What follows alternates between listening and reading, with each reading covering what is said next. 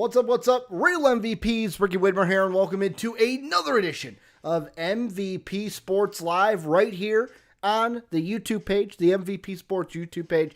You're probably watching this either live or after the fact on the YouTube page. If I could find where the hole is on my headset, because my cord unplugged. But we got another jam-packed show today. I'm joined on this beautiful Friday with my beautiful co-host, Soapy Muffin. Soapy, how you doing, boy? I'm doing good. How are you? I was a little, so in that, I was like, okay, what do I settle with? Do I go with brother or boy? And apparently my mind at the last second settled on boy rather than what's up, brother? Where immediately after I said, I'm like, you know what? I regret that choice. I regret it. And I should have said, what's up, my brother? I mean, hey, sometimes a lot of mistakes do get made in the intros. Trust me, as a person who constantly stumbled through them, I know. So Soapy's like, yeah, it did throw me off a bit when you called me boy. Was not expecting that, but I was gonna say, I did not know we had the same dynamic as Kratos and Atreus. boy, I just started doing, boy, get over here, boy. Oh, man. But we got a jam-packed show today talking, obviously, NBA playoffs, not MVA playoffs, NBA playoffs. The Bucks finally got a game over the Nets. We're going to dive into that. We're going to talk about the Clippers and how they love to go down 0-2. And the series might not be over, but some people think it's over, so we're going to talk about it. And then we'll end things with the namesake of the podcast today, the Denver Nuggets, as we'll take a look at their draft. And before we get into everything, let's go through the housekeeping lickety-split numero uno. Going to change it up today. If you want to support us, check out patreon.com/MVPvids or become a channel member today. Either or, you're helping support the channel. You're getting the same rewards for supporting the channel. That link and that button, that join button, might be over below over here or over here. They're both down below. So if you want to help support the channel, get rewarded for it. Soapy's mock draft is now live for both patrons and channel members. So if you're a gold or platinum Patreon or channel member, you can view that today, a week before everybody else. That just went live today. If you want to join the MVP Discord, I advise you to do so. It's a great community where we're talking about not just NBA all the time in there, but we've got all the other sports also. If you're into gaming, television, stuff like that, we've got several different text channels where we're always conversing. We've got voice channels for bronze members or bronze supporters to jump into, and it's a great time. I would advise you to join it. That link is down below. Also, while you're down there, hit that sub button, hit that notification button so that you're following MVP, and then you're always getting notified when we come out with videos. We're going to be having NBA prospect videos coming out very, very soon, and you're going to want to get on those as we get ready for the NBA draft. But Soapy, let's get into the main show, the actual show. Housekeeping's done. We can put that in the rear view mirror, toss it behind us. There were two basketball... I guess there were two basketball games last night. One was a little bit more competitive than, so they were both competitive at points, but there was obviously one game that was a lot better than the other game. We're going to start with the game that I still think, even though it ended on a missed game winner from KD, this was a bad game. This was not a playoff level game that I wanted to see, because not only did the Bucks obliterate the Nets in the first quarter, pardon me, it seemed like the Bucks then almost forgot to play basketball, let the Nets back into it, and that fourth quarter on both ends, nobody can make a goddamn shot. But for you, Soapy, what are your thoughts? Game 3, Bucks finally getting a game on the Brooklyn Nets. I mean, it's good for Milwaukee to not go down 3-0. Obviously, I still do think the series is going to end in the next two. I really don't see the series going on much longer, but I mean, at least the fact, it was nice to see that Chris Middleton finally decided to show up to play basketball. That was pretty cool. Finally, right? Finally. Yeah. Obviously, we're not going to get a 35-point game out of Chris Middleton again. Yeah. Because we get this every playoffs. At least once a series, he gets above a 30-point game. And then we're all like, mid has arrived, the second star is here, and then he gets like 10 points the next game. But like, here, let me even look at it. So let me go Chris Middleton, because I accidentally clicked on Giannis. I didn't want to click on Giannis. Chris Mid didn't play bad in the first round series. Oh fuck, my nose itches. But like, I think he was averaging at least 25 points in that first round series against the Miami Heat, and even if he can do that, like, that's what I expected out of the gates from Chris Middleton. Of like, yeah, he can give him 25. He can give him maybe 6 to 8 rebounds in the game. Maybe shoot a little bit from the mid-range. But, like, that didn't happen. Like, the first 2 games, Milwaukee shot, like, absolute doo-doo. Absolute poop. And then in this one, it's like, holy shit, they're making everything. They're looking good. But then after the first quarter, and this is why I agree with you, where this series is still probably, like, this is probably the gentleman's sweep. I originally thought at the beginning before these two played that, oh man, this is going to go to 7. This is going to be a 7-game series. One of them's going to win, obviously, because obviously one or the other has to win in a 7-game series. Both get eliminated. Philly goes to the finals for free. Let's go. Yeah, they both get eliminated. Clap your hands.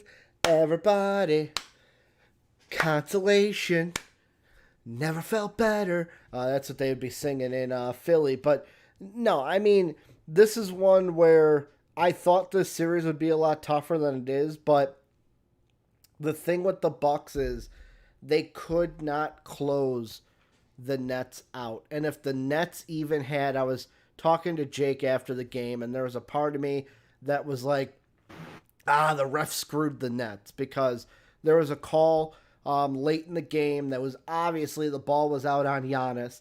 And our favorite boy, Jeff Van Gundy, I say sarcastically, as Soapy and I hate Jeff Van Gundy. Mark Jackson's like, oh, they gotta review that call. They gotta review it. It was out on Giannis. And Jeff Van Gundy was like, yeah, they're not gonna do that because then they're gonna notice that there should have been a foul called. And, like, I was like, oh, the refs got screwed or the Nets got screwed because it should have been their ball. But Jake made the point, and it's the better point, of if the Nets could just score the basketball in the fourth quarter, they would have won this game. Like, that entire fourth quarter, there was a span where it was, I think, 76 to 74. And there were, like, 3 straight possessions both ways where neither team could make a basket. And it's like, I said as we were chilling watching the game, Soapy, I said, if you're a fan of basketball, this is a bad game. This is a game you do not want to see when it's the Nets and the Bucks in the playoffs. It reminded me in the fourth quarter of, like, I don't know, Magic Thunder, or like Pistons Thunder. Like, if you want to do an actual throwback to like bad basketball, go back like 2 years. You do like the fucking. I'm not even doing this as like a shitlord meme of like when it was the Bulls Hornets. When literally like I think it was Levine had the highest points of the game at 15. Yes, I remember that. Like, that's what it reminded me of, to where it's like, this is not a game I expect to be a playoff game. This is a game I expect to be 2 bad teams in the regular season that can't make an effing bucket. Yeah, and as well, I think the Bucks wouldn't have got a win if Joe Harris could actually hit the side of a fucking barn. Good point. Good point. He was not that good from beyond the arc, or at all. And like, I think that's the main reason why the Bucks won this, is they, like, you know, obviously Kyrie and KD showed up to play. Yeah. Kyrie didn't do typical Kyrie things, because normally Kyrie can easily drop 30 in a game. You know, he only finished with 22, but like Joe Harris, I think, shot 1 of 11 from 3. Yeah. When you have the guy who shot statistically the highest percentage from 3 in the NBA, I don't think they're going to do it every game. Yeah. Oh, I think the Bucks just kind of lucked into a Joe Harris off night, which always sounds weird to say to me. Of like, lucked into Joe Harris off night. Yeah.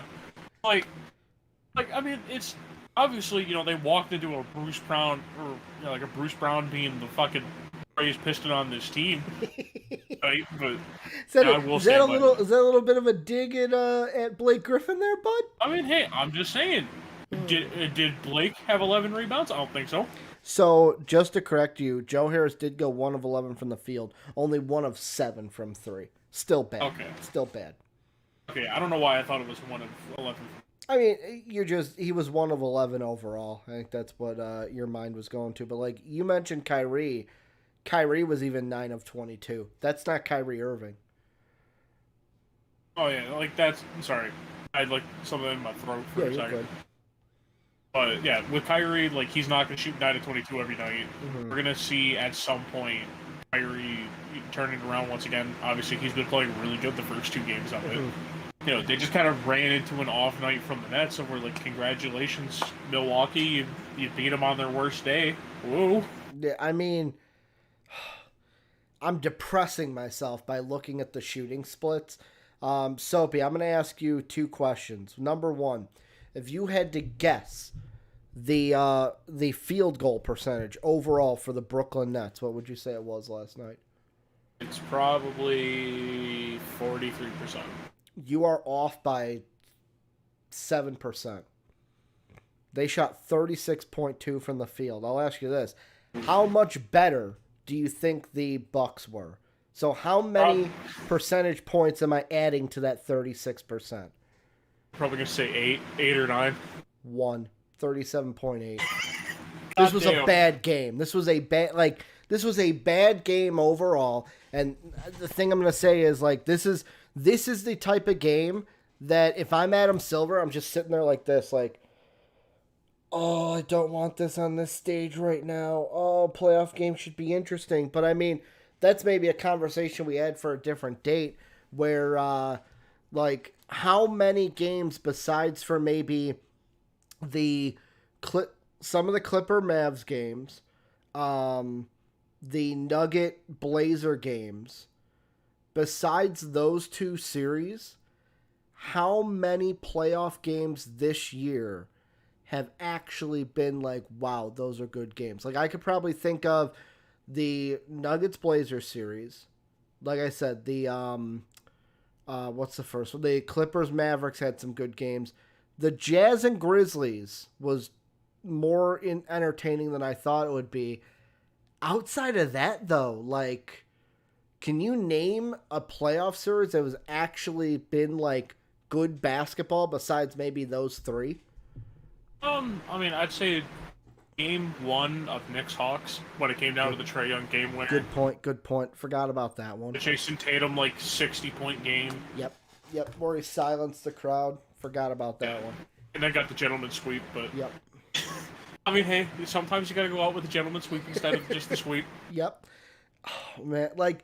But that's, like, the thing. Like, and yet again, that's maybe this is a conversation for a different day, but, like, I especially feel like right now, like, for example, we were fucking watching the Suns Nuggets game on Wednesday, and Jake's in Discord with us, and it's basically like we're watching it, and then the Suns go up to that big lead in the first half, and Jake is like, this is done. I'm going to go watch Blacklist. Like, why? Like, I'm not asking, like, why you would go do that. It was a blowout. But, like, this is not good to the NBA that most of these games have just been lopsided and one-sided. You definitely don't want to see that. The other game that went on last night, though, Soapy, is the Utah Jazz taking a 2-0 lead over the LA Clippers. Apparently the Clippers are they only feel comfortable when they're behind 2-0 in a series. That's kind of the working theory I'm going with, is Kawhi and PG go, you know what? We could play from above in the series. We could be 2-0. But you know what? I want to add a little pressure to myself, light a little fire under my booty, and we'll go down 0-2 and then come back and win this thing. We'll have to see how that plays out for them. But Soapy, for me, so far through these 2 games, the main storyline from this game is it finally time to put some GD respect on Donovan Mitchell's name? Absolutely. It's the fact of, I think it's, every single playoff game Donovan Mitchell has played, he has not lost a single one of them so far. Or at least for this series, at least. Yeah, you're right. the fact that he's putting up such phenomenal numbers every night. Defensive player of the year, Rudy Gobert, outshining his second comer, Ben Fraudens. There you go, Jim. But it's the fact of this team is fucking terrifying. Especially when they're clicking offensively, and you're getting the fact that Jordan Clarkson is essentially just a really bad version of Donovan Mitchell off the bench. Yeah. You're basically dealing with two of them in one fucking game. You have it that, they have one of the best starting lineups in basketball. And it's the fact of this Clippers team, at times, it looks like they don't know what their identity is. Of where it's like, okay, like, yeah, we put Rondo out there, but at the same time, it's like Rondo can barely shoot the ball, and you really need spacing against this Jazz team. Okay, like, we have to play Reggie a lot, which is the thing. Reggie's a player, he's always been reckless, he always fouls a lot. Okay, you then put yourself in a situation you can't really play man, because if you're worried about spacing, and doesn't really space the floor that well. Or now, it's just, with this, it's basically, like, I thought going into this, like, oh, the Clippers were a great matchup for him. It looks like the Jazz have their number just 2 games in. And I'm not trying to be like the super overreactive, like, oh, a sweep incoming, but it's the fact that they've done all of this without their second best player, or arguably third, depending on where you rank Mike Conley in the hierarchy. The thing that I'm going to point to, and yet again, basketball is a team game, but like I've always said, if you got the stars, you're going to win the game more times than not. You say like, oh, well, like the Clippers aren't a bad team, thought this was a good matchup for them. That's why I put all this onus on like the reason why the Jazz are where they are is Donovan Mitchell. Donovan Mitchell is the guy that is propelling the Jazz, especially in this series. I mean, propelled them in the Grizzlies series, like you said. Lost the first game, and then he came back, and boom, gentleman sweep to the young Grizzlies. But, like, looking at the 2 games, in Game 1, Kawhi had 23 points. Paul George had 20. And then in Game 2, let me pull up that box score really quick that happened last night. Kawhi Leonard had 21. Paul George had 27. Now, Reggie Jackson did have 29. That was really good. He had a better second half than he did a first half.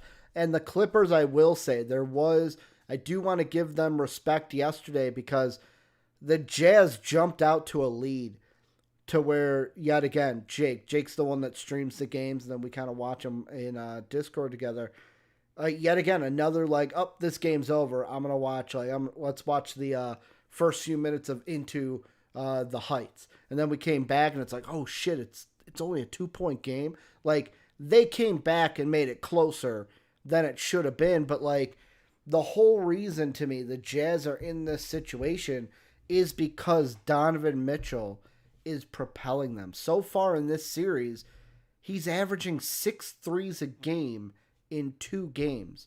If he keeps that up, that's phenomenal. Like, averaging 6 threes a game, that's like Damian Lillard averages, to where it's like, this is to me where it's like, if he could continue to do this, maybe the Jazz should be considered the favorites in the Western Conference. Oh yeah, and it's just the fact of when watching this team, you see the fact of like Donovan Mitchell could coast for the rest of for the first 3 quarters, and it's that 4th quarter, it's over. Yeah. That switch is flipped, and he's like, all right, I get it. Bogey's having a good game. Fuck him. This is my team. Like, yeah, he basically is like, all right, guys, hop in the door of the Explorer backpack. We're about to go to the finals. That's basically what he brought out. So, my question is, who's basically the map? Who's going, I'm a map? Rudy Gobert. Rudy Gobert. Rudy Gobert's the map.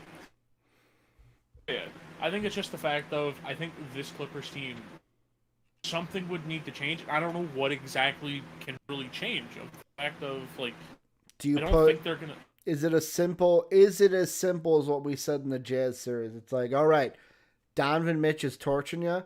I'm sorry, Kawhi, you got to guard Donovan 24/7. Yeah, I mean, he has to. If it should literally be, and I get it, Kawhi does have that, like, that's still, lingering injury that kind of still is with him. It should literally be a situation of like, hey, Kawhi, we hate to do this to you, but you're on Donovan Mitchell 24/7, and anytime he is in the game, you are in the game. Mm-hmm. I know, like Retro before has talked about, like, oh, well, it's just having a better defensive scheme. The only thing is, one of the defenders on this team are on the capable level to be able to guard someone like him. I mean, I get it. Paul George is a really good defender. I'm not going to bash Paul George. As much as I want to say the pandemic P thing, I already declared Porzingis is the real pandemic P. So one thing I will say about the pandemic P thing is, has Paul George been what we want him to be? No. But see, I don't to me, this is something where I look at it and it's kind of like, this is a question that always gets asked. That's kind of like the what came first, the chicken or the egg, to where it's like, when you look at a game or you look at a series, they usually ask the question, well, did the other team lose or did the other team win? Meaning, like, was there a mistake on the losing team's end where it's like, okay, they probably would have won if it wasn't for this boneheaded thing? Or was it the winning team was just like, no, we're better than you, and we're going to jam it down your throat until we win the game? I think this series has been the latter of those two, to where I look at, and yet again, you could box score look for anything. I've had coaches, when Brandon and I would do announcing, say that, like, after a loss, that, oh, you never want to, like, you can tell some things from the box score, but you never want to, like, focus heavily on them, because sometimes every game is different, and, like, there were some things that happened differently in game A than game B, but in this game alone, you look at it, and the Jazz shot 20 of 30 from beyond the arc. Excuse how many they missed. That doesn't matter. They made 23s in that game. The Clippers only made 11. They shot just as many. They went 11 of 30. They shot 36% from beyond the arc. Just in this game alone, Soapy, that means the Jazz nearly doubled their points from threes that the Clippers had. 60 for the Jazz, 33 points off of threes for the Clippers. Like, without that, if the Jazz didn't have that, they wouldn't win the game. And that's what I think kind of would scare me if I'm a Clippers fan, is how do you stop that? How do you stop this Jazz team that is predicated on shooting, getting spacing, and having that propel their offense? I mean, that's the thing. This team's not built to beat that. Like, I know, because I brought it up, I think, near the beginning of the playoffs, so when I talked about, like, my main problem I had with the Clippers, of, like, I always kept hearing people say, like, oh, we're built to beat the Lakers, we're built to beat the Lakers. And I even made the joke of, like, okay, why the fuck did you dodge them then? Yeah. But now the fact that they're running into a situation of, they're not built to beat an offense like this. Like, they're just built off of the, like, okay, yeah, like, we're meant to beat people of, like, this is just a star-led team, we're built to beat star-led teams. I mean, like, that's all they are. The thing is, they ran into a Jazz team of where it's like, oh, hey, hi, we're the deepest fucking team in the NBA, and we can get 20 points from literally anyone in our starting lineup, and hell, we could get a 30-piece from our bench anytime we want. And the Jazz, and the Clippers at this point are just like, I mean, we got Luke Kennard. Like, Luke Kennard sometimes plays basketball. Dude, Luke Kennard's been playing more this series than I thought he'd ever play. Yeah, well, I mean, to be fair, in this one, though, he's not going to get switched on to Luka, or he's not going to switch on to Luka every 2 seconds. Now he just gets switched on to Donovan Mitchell, so I feel sad for my boy. That man's been put in the fucking line of fire repeatedly. Yeah, and like... Yeah, I think it's just a... Go ahead. I think there's still a lot of questions with this Clippers team. Did I lose you? Did I lose Soaps? You back? You back, boy? My internet's kind of stroking out for a second. You back, boy? Yeah, I'm back. I'm back, Daddy Kratos. But you were saying that, like, with the Clippers, I think you ended with there's a question. And then I was like, but what's the question? The questions I have with this team of, like, I don't know if there's anyone on this team besides Kawhi and PG that I actually trust. I know obviously Reggie's played. As a Pistons fan, you should. As a Pistons fan, Reginald I can tell you this right now, Smyrna has showed up. Yeah, trusting Reginald Schmurda was the worst thing that happened to my organization. It even got you a So- DMC strike on Twitter. Yeah, yeah. Adam Silver didn't want me to even possibly think that Reginald Schmurda wouldn't help him. Yeah, I think it's just a situation of like, if Reggie Jackson's your third best player, that's a big fucking yikes. Like, massive. I get it. Reggie has played really good this year. As much as I bash Reggie, I can give him the praise of the fact that, like, he has played really good this year. He's played into his role. Yeah. The only thing is, if he is your third best player, he shouldn't even be in your fifth. Yeah. He should be like your sixth or seventh best. I think in my opinion, there's a lot of questions with this Clippers team, and I don't know. And honestly, you know what? Fine. Fuck it. I'll even do the hot take. This Clippers team will never win. Never win a ring. That's what Soapy said because it sounded like it cut out. Here's the question I'll ask though: is let's say the Jazz do beat the Clippers. We'll just have a little micro discussion right now. If the Jazz beat the Clippers, if you are Ballmer, what do you do this offseason? What changes do you make, if any? I try to see if I can get a third star somehow. Okay. Because this is not the same Kawhi that we got in Toronto. Yep. This is one of he's kind of more willing to sit back, and I'm not saying this is any of this is Kawhi's fault. Yeah. But it's the fact of like this is a Kawhi that's obviously not going as hard as he possibly could. It seems like he's still taking a lot of plays off at times, of where it's almost like he feels too lackadaisical with what he's doing. Yeah. I try to look for a disgruntled star who wouldn't mind coming here. I don't give a shit how much of this team I have to get rid of to get that player. Like, obviously... Even if it's Luke Kennard, who you just traded for? Yeah, I mean, if I'm going to pay Luke Kennard like $80 million to sit on the bench and do fucking nothing all year, you could definitely move him for somebody. Like, just move... Like, just basically evaluate...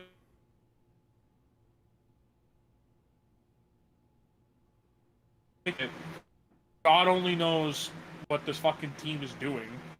Half the time. And obviously, I know we have a good amount of Clippers fans, and I'm not trying to just be like the villain to Clippers Nation or anything. But it's the fact of like, I just look at this team, and I just like, okay, if I'm Ballmer, I think PG and Kawhi are the only two ones who are safe. Everyone else is on the fucking chopping block. I look at it as like, who knows if Ibaka's ever going to be healthy again. The series because the fact that we're starting to see the West become a team that they can play at such a fast, upbeat tempo that he can't play in. Like, the only time he was able to play is when fucking Boban was out there. And Boban was showing him, he's like, hey, listen, you got a foreign name, I got a foreign name, I'm the better one of the two of us. Yeah, and like, you say everyone but Kawhi and PG, I think that also includes Ty Lue. Because the thing I would think about is some people may be out there saying, Ricky, don't fire him. First year as Clippers head coach.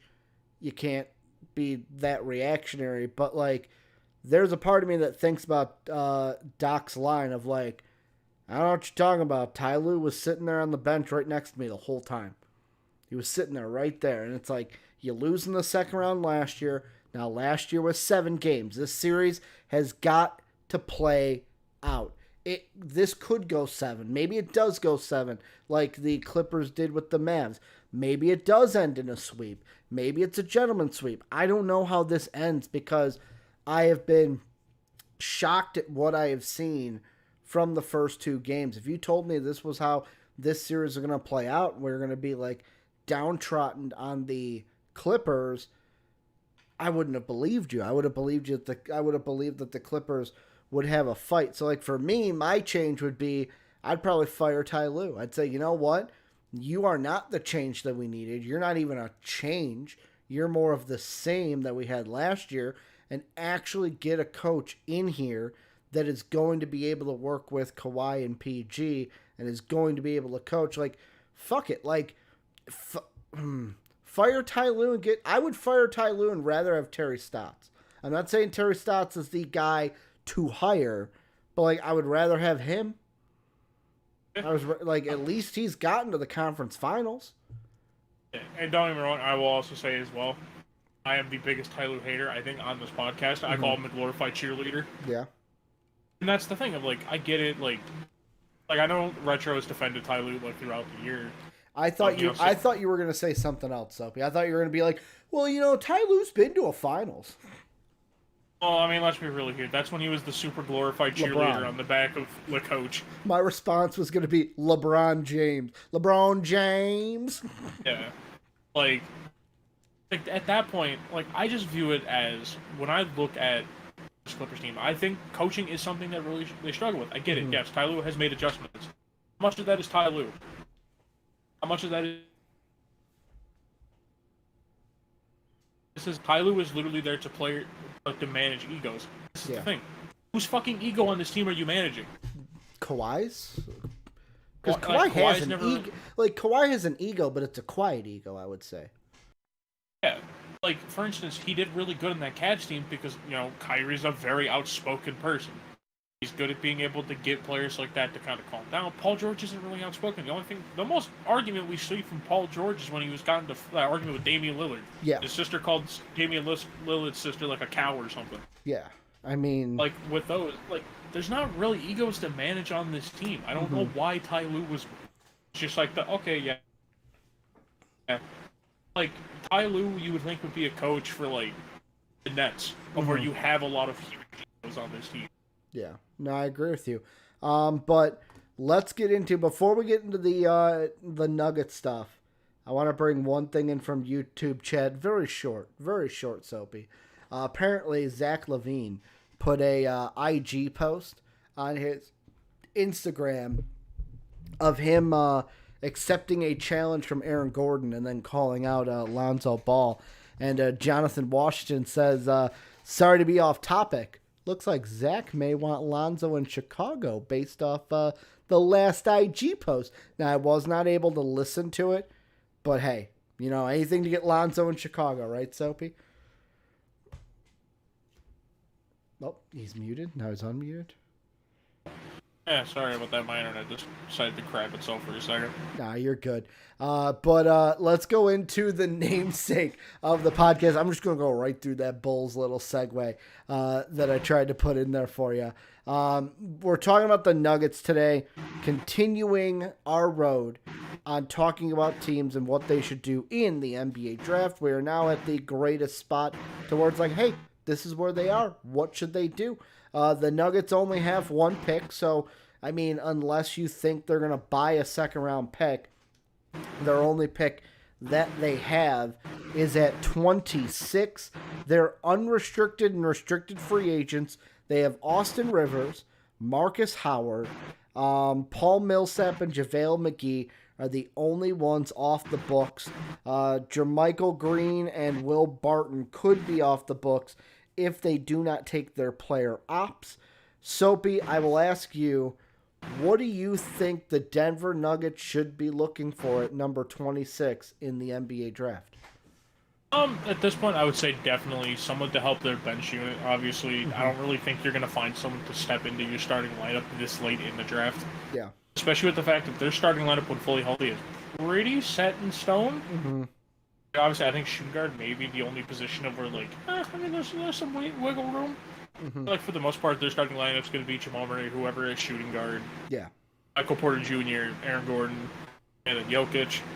I think looking to find a replacement for Millsap, I think, should be the primary one. Because the fact Millsap, while he's been okay this series, he is getting older. I think, he's 36? Mm-hmm. Who knows how much longer Millsap has in the NBA. We're kind of trying to start to look for his replacement, or even if you want to try to find like a bench wing, if you want to potentially include like someone like a Will Barton in a trade for another player. Yeah, I think those would be the two positions I'd look at. Yeah, to me, it's like it's one of those to where it depends on who is there for the Nuggets to take, obviously, because like I look at the big board and everything, and I've talked about them exclusively. I am going to be releasing, when we release our prospect breakdowns, I've already done, edited, and finished my breakdown on this player, Ayo Dosunmu. If he is there at 26, he is perfect for this team. And the reason why I say that is he's everything that you just said. Oh, someone who can come off the bench, who can score, shoot, pass, play defense. Yeah, does he have some weaknesses he has to work on? But like, he's someone that can almost step in immediately and go, "Hey, I can help you at some point." And like, that's kind of where the Nuggets are. It's like, okay, we need somebody who is going to step in, and they might not be able to make an impact like an MPJ is right now, but they need to be able to step in and make an impact somewhere. And I think Io DeSumo could be one of those guys. That's why in my mock, I had Io going before that, so he wasn't there.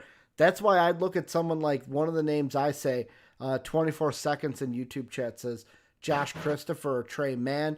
Both of those would be solid gets, but like in my mock, and I'm going to double check to see if I had either of those two.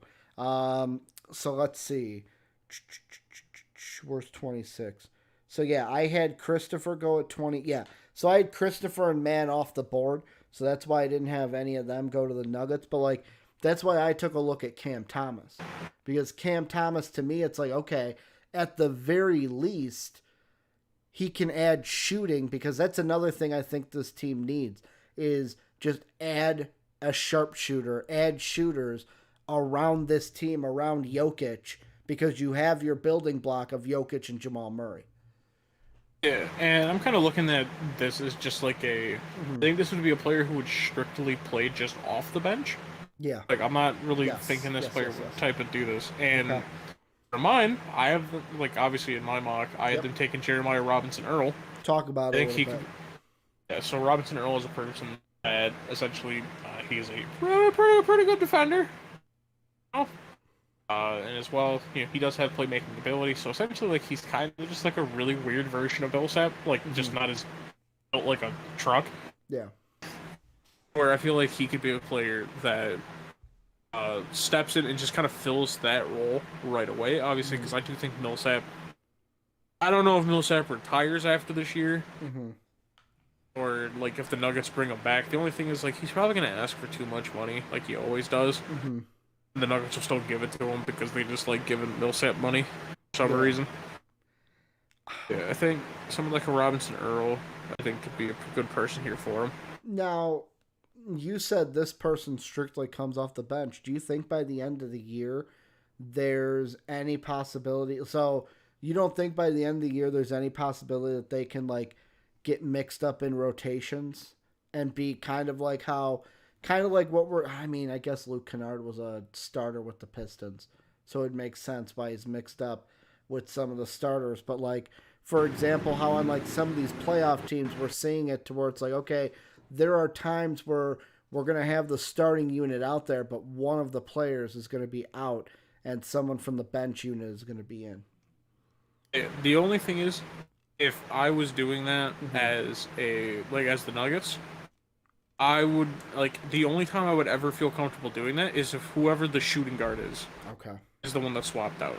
Because the shooting guard is kind of just the open position for them. Yeah. Because if I'm the Nuggets, and, like, let's say they do take Jeremiah Robinson-Earl, I'm at no point starting Earl over Gordon. Yeah, no. Like, exactly. I'm not going to start, like, I mean, if you want to play Earl the 3, I mean, he can play the 3. He's not going to be absolutely phenomenal at it if he did. Like, I don't want him playing the 3 over MPJ. Like, whoever I draft at point guard, I don't want them over Murray. I'm not putting anyone over fucking Jokic. Yeah, and I mean, that's maybe why I'm like, most of the guys I'm thinking about too are like, so I throw out Io. I mentioned Cam Thomas, even like I said, 24 seconds in YouTube chat, throwing out Christopher and Mann. The next name I was going to throw out was a little bit of a Trey Murphy.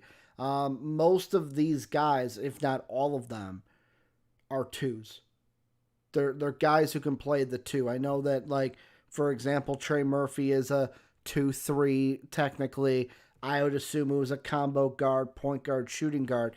But like, all these guys fit into that position that you said will probably be rotated out. And the thing is, to me, maybe they do, like, if I was the Nuggets, and let's say I get swept by the Suns, they're going to play Game 3 tonight, there's a part of me that goes, I do not care if I have to give up a future second or even a future first. There's one guy that I would think about trading up for, and you would not have to maybe trade up far to get him. But there's a part of me that goes, I need a guy like Chris Duarte who can shoot and play defense and handle the basketball. And I feel like Duarte is not going to fall to them at 26. If they wanted to go and get him, they would have to move up to do that. Yeah, and I feel like you'd have to move up to at least one of the Knicks picks, because I think in mine I had Duarte go 19, I think is where I had him.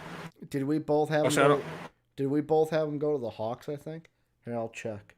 No, I know in mine I think I had the Knicks take him. Okay. I had the Knicks take him, and then the Hawks took Jared Butler. Yeah. So you had him to the Knicks, I had him to the Hawks. Yeah, so I think he's gone around that 19 to 21 pick. Yeah, I agree. And I think if I'm the Nuggets, I trade up to, like, if he gets taken off the board, I'm honestly just getting on the phone and asking the Knicks, like, hey, so who beside our big three do you guys kind of want? You guys are kind of stinky a little bit. Obviously, I'm not trying to be mean to Knicks fans when I say that. But also, this could just be a picks thing. Like, in mine, I had, obviously, my mock is a lot older, but, like, I had the Knicks trading back from 19. I had the Lakers jumping up to get James Bouknight because he was falling. Like, if I'm the Knicks, if you offer, like, I think the trade I had was, let's see. Yeah, they would get a 23 the 23rd overall, and then a 2023 future first for the 19. Like, if I'm the Nuggets, I think about that. Like, and I go, you know what? Probably not a bad idea to move up because this Nuggets team is ready. You are competing now. You are not waiting for, oh, well, you know what? We need our draft picks because, no, you're competing now. And I think that's where they need to have their mindset of, like, I would not be surprised seeing them potentially move this pick. But as well, like, I do like the idea of them trading up for Duarte. Yep. I think he is a player that, when looking at him, is a, like, okay, shit, we need to get a player like him, because you can slot him right away next to Jamal Murray. I know, obviously, I would assume they're probably going to think about bringing back Austin Rivers. Like, the only reason why, like, to me personally, I'm hesitant with drafting a person who would primarily probably play at the point guard, which is because the fact that they already have 3 point guards on this team. Yeah. Because they have Campazzo, Monte Morris, and Jamal Murray. Obviously, don't get me wrong, I think Io can be better than Monte and Campazzo. I think he has the potential to be. But at the same time, it's that weird, like, is he going to be able to find minutes? Because RJ could barely find minutes this year over them.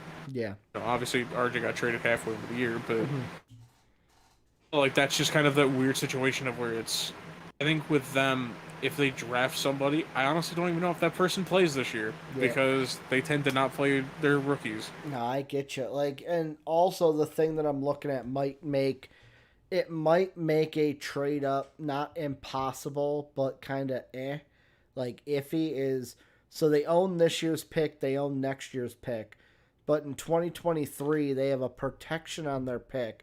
Because the pick will be with the Thunder. Obviously, it's always with the Thunder if it's a future pick that has been traded. But if they fall between, basically out of the lottery, it's a Thunder pick. If not, then they get their own pick if they're in the lottery. And that protection kind of does the, like, 2023. Okay, if it's not settled, 2024. And that goes all the way through to 2025. And then in 2027... they have a top 5 protection, but Orlando gets it if it's not already settled in something else because they kind of go in to a different pick that's in 2025. So, like, I don't know. It's not the worst thing because, let's be honest, that 2023 first will probably convey to the Thunder. I don't see the Nuggets being that bad of a team. That they're going to be in the lottery and not in the playoffs in the Western Conference. But that's just something to think about moving forward with this team. Maybe they do something where they, like, trade the protection over of like, okay, after 2023, it's just okay. The Knicks, you own the pick, and basically, if you're in the lottery, if we are in the lottery, you get our pick. But if not, basically, it kind of kicks down the line to where it's like, whenever the Thunder settle it or not, then the pick goes to the Knicks. I don't know if the Knicks would even want to do that. I'm going to ask you, because you are the Michigan State guy. You like Michigan State. Do you have an opinion on what Ono says in YouTube chat of what about Aaron Henry? I think he wouldn't be too terrible. I don't know if he goes in the first, though. Mm-hmm. I think he could be a person who goes anywhere within the second. Yeah. I think it's just it's weird. Like, obviously, I wasn't super into watching college this year, and that's not, like, a slight against college at all. Yeah. It's more of the fact of just, I don't really watch college I don't want to say too often, but just I guess it would be trying to figure how to word this in a way, like, not trying to, like, save face and be like, oh yeah, I know what I'm talking about, basketball. I mean, to me, it's one of those to where it's how high do you have Aaron Henry, like, graded out? Like, is this I guess I'll ask you this. Is this a pick where the Nuggets may take a stab on a guy that most people see as a second-round prospect, but because they're so close to the second round, it's like, fuck it. Like, we're just going to take the guy that we like and we think will be the best potential or be the guy that fits in with our team the best, regardless of first round, second round grading. Yeah, see, the only thing with that, though, and this is just where my personal thought comes in with it, I don't think Henry would be the best player off the board. Because, for instance, I'm unreasonably high on one player I had go in my first, aka Deshaun Highland.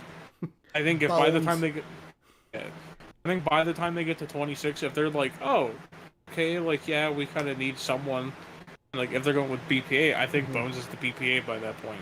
Yeah, I mean, let's see. I'm even looking at last year. Like, you look at it, the Boston Celtics at the really 25 to 27 last year, even 28. Really, like, even 24, because I know Dave had this guy in the second round. I know I didn't. I believe Dave had this guy in the second round towards the end. But, like, at 24 last year, RJ went. Some people had him as a second rounder. Emmanuel Quickly, a lot of people had him in the second round. Peyton Pritchard, second round grade. As Azubuike, second round grade. Jaden McDaniels, some people had a second round grade on him. So it's like, this could be an area where it's like, don't be shocked if they do take someone like Henry. And like Ono says, he's a good two-way player. And if he has a point guard setting him up, he can be a catch-and-shoot player. Like, I like that with the Nuggets. My only problem is what you said, Soapy, is I think there might... And yet again, it depends on how the draft folds out. Like, if and yet again, if Ayo Dosunmu is there, because, Trey like... Murphy.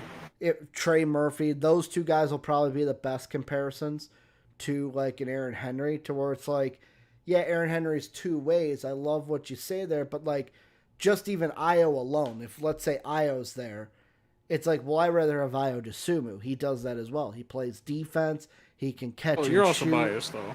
No, I'm not even saying, like, off the biasy. Like, obviously, I like Ayo, but, like, maybe it's because I actually did the, like, deep dive and fucking, like, I'm like, whoa, I kind of learned something about Ayo Dosunmu, to where I would say Aaron Henry to Ayo, it's like Ayo can do more than Aaron Henry. They both do the same things of defense and catch and shoot, but Ayo has plus abilities that Aaron Henry would have to be. I'm not saying like a comp. I'm saying like, hey, if I'm picking between the two, Ayo's defense is not the best. I know he's got to do better, like especially with his size and stuff, but I would rather have his defense than Aaron Henry's, and that's me just being biased, Soapy.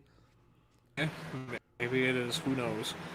Yeah, like I don't know. I just kind of look at it as like a. I don't doubt Aaron Henry's Hmm. a really good player. Like I said, I didn't really pay attention to college this year, Yeah.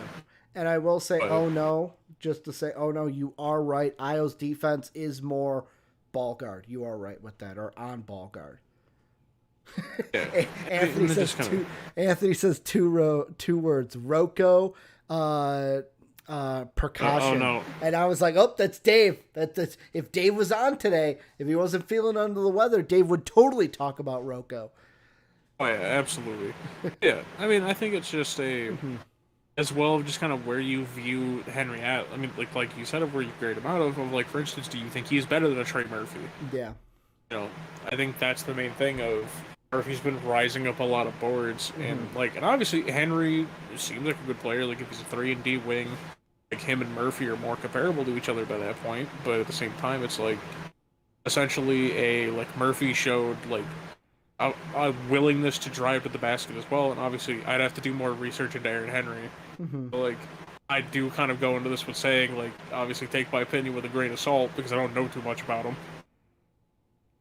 But kind of looking into it, like maybe a team like Denver would view. Hmm. I mean, honestly, I'd probably throw his name into that ring. I don't know if he'd Yeah. go to them, but I think they like if they're looking for 3-and-D wings, I think he could be a name that does get thrown in there. Now And that I the think about it. and the one thing I'm looking at is the last time Denver actually made a first round pick, because they didn't make it last year. Because do you want to hear why last year's pick ended up with the Thunder, which then eventually got traded to the New York Knicks? Soapy, do you want to know who the Nuggets gave up their top 10 protected pick to in order to get? Sure. Your boy Jeremy Grant. Oh man, dude, what a goat. They traded that pick for Jeremy Grant 2019. I'm trying to find him and I can't seem to find their pick for some reason. Let's see, Detroit, New York. Yeah, I would have to. Oh, right here from Denver. So yeah, Cobb and Jelly in 2019 was taken with the pick that was supposed to be Denver's. Brooklyn had that pick, and then they traded it to the Clippers. That was a part of the uh, Dar, Darrell Arthur, Kenneth Fareed, and the pick were sent over to the Brooklyn Nets in order for Denver to get Isaiah Whiteside. So they were Man, basically, what a star-studded trade. it was basically a Kenneth Fareed cash dump. That's all I can assume. That's That definitely was. what it was. And then in 2018, this is the last year I'm going to go back and try to find their pick on Wikipedia. Yeah, 2018 was the last pick they used, and of course it was MPJ. Yeah. That's when fucking MPJ miraculously fell to them. Well, and that's the thing. I'll ask this: will there be somebody that falls to them? Will there be like, for me? I'll ask you this because this is the one guy that I could see falling. Does a James Bouknight fall to 26? And if Bouknight falls there, do the Nuggets take a look at him? I think so. I think anyone that would be slotted in the lottery for like a lot of people. Okay. I think if one of those guys falls, I think at that point, if I'm the Nuggets, I'd just be like, yeah, fuck it, whatever. Even I a mean, Corey, I could like, see. even like a Corey Kispert. Yeah. I mean, Kispert steps in and helps him. True. Good point. I mean, he potentially is then better than a lot of people they could draft afterwards. Plus his I think it's shooting. just yeah, of the fact of you could then just have it to where it's like, okay, cool. In the starting lineup, Michael Porter Jr. is gonna shoot like fucking 80% from three on you. Yeah. Okay, cool. In the bench, Corey Kispert's gonna hit like 43% from three on you. Yeah. Yeah. Any final thoughts on the Nuggets before we wrap up this show? I mean, just a random thing. If Go Jalen ahead. Johnson falls a magic shit ton, do they basically get Michael Porter Jr. 2.0? Do you like, obviously in your mock? I'm gonna spoil. I don't think he does. I'm gonna spoil this. You don't have him falling, but like, I hope there's a part of me that goes, I hope he doesn't fall. I don't think he'll fall because I think at the combine, they'll do interviews, or whether it'll be on Zoom this year or in person.